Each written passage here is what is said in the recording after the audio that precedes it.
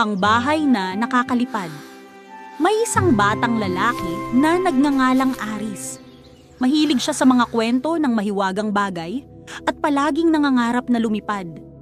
Isang araw, napansin niya sa tabi ng kanyang bakuran ang isang lumang bahay na may kakaibang kumikislap sa kisame.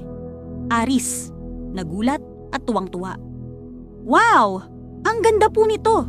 Maaari ko po bang pumasok? Lumapit siya at biglang nagbukas ang pinto ng kusa. Pumasok siya at nakita na may malalaking mga pakpak sa kisame. Boses ng bahay, "Kumusta, Aris?" "Ako ang bahay na nakakalipad.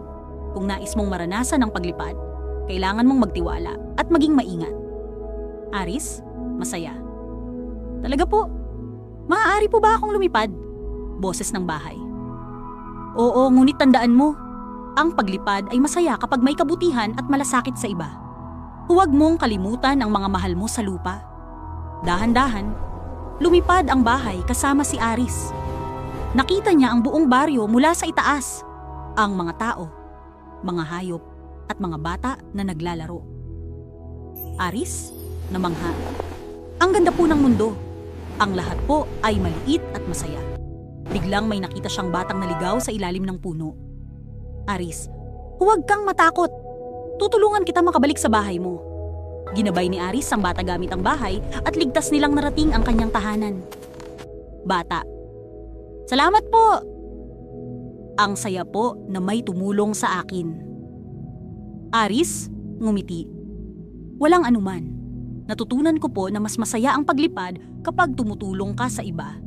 Pagbalik sa kanyang bahay, natutunan ni Aris na ang tunay na kaligayahan ay hindi lang sa lumilipad, kundi sa kabutihang ginagawa niya sa iba.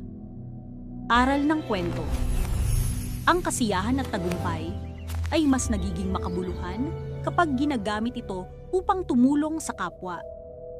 Ang tunay na kaligayahan ay makakamtan kapag may malasakit at kabutihan sa puso. Para updated ka sa mga istorya na aming ilalabas, huwag kalimutan ang subscribe. Maraming salamat!